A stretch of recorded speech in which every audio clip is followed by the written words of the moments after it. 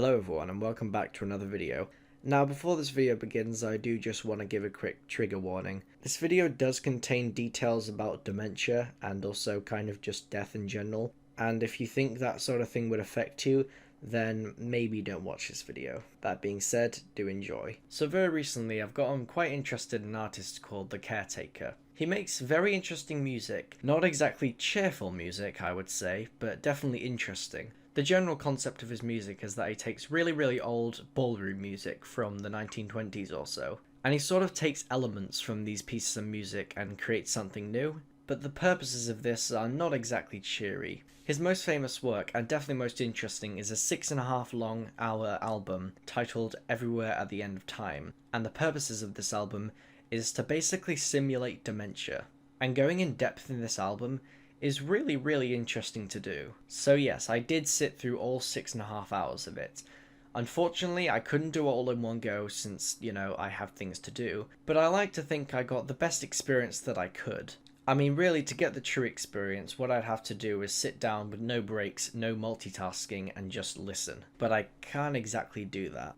This album is organised by 6 phases, each one getting slowly more distorted and more eerie. This is supposed to symbolise dementia in that being of that it slowly gets more and more faded out from being familiar, I guess. So phase 1 is pretty simple. It's just a bunch of vintage ballroom music essentially. Can be slightly eerie at times, but that's mostly just due to the fact that it's really old. So if we're assuming that every single phase is supposed to symbolise the different phases of having dementia, so I guess phase 1 is to show that it hasn't gotten too bad yet. Although the slight eeriness could be intentional, and that's to show that it's going to get a whole lot worse. Phase 2, for the most part at least, was the same thing, although you could definitely hear it switching to minor quite a lot more. A lot of the tracks began to get a lot more eerie and unpleasant. Definitely not awful yet, just quite unsettling. I'm guessing this is supposed to symbolise that it's gotten a little bit worse, although there is still hope and it's not all completely bad yet.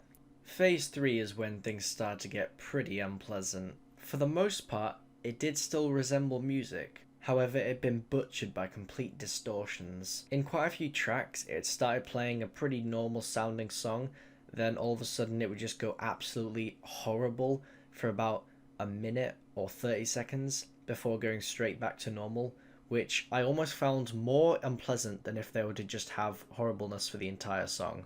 This one really digs deep into the psychology. A lot of the time, if you look closely at the footage, you might even see my face turn to complete, oh my god, what the hell was that? Phase 4 is when things really started to kick off. It didn't even sound like music anymore, just loud, unpleasant nonsense.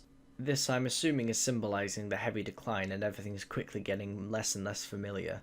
I think this phase does the best job at really emphasising shock and horror since it hasn't been that bad up until now. So yeah, this one was certainly not fun to listen to. Phase 5 is a little bit of a weird one.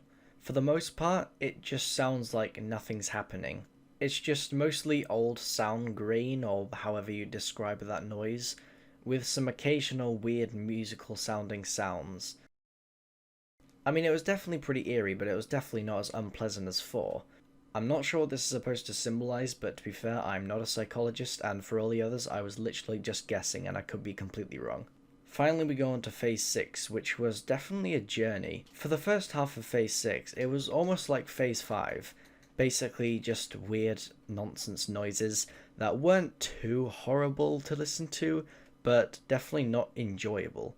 However, weirdly, while with most of 5 I was kind of just bored, 6 was oddly mesmerising, but not in a nice way either.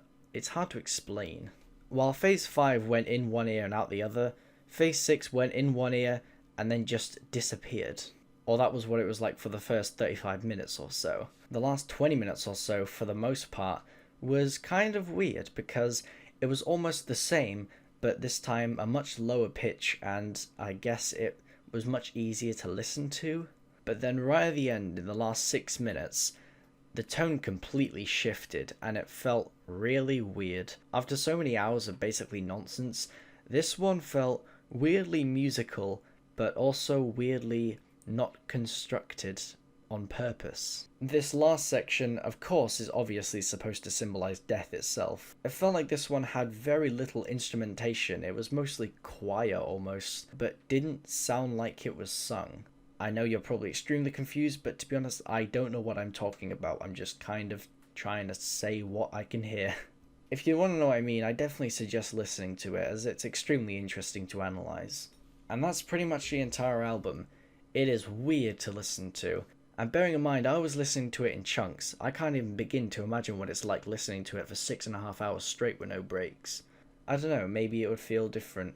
Maybe one day I can possibly try it, but I don't think I'm going to have the time for that anytime soon.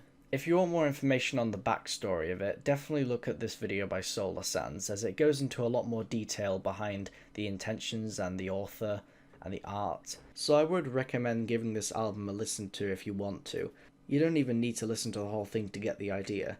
Just listen to some tracks in each phase. I will say though that while most of the album is just basically nonsense, it was a lot more interesting to listen to than I expected. I was surprisingly not that bored during it. I don't know whether this is for any psychological reasons or whether it's just really interesting. And with that, goodbye.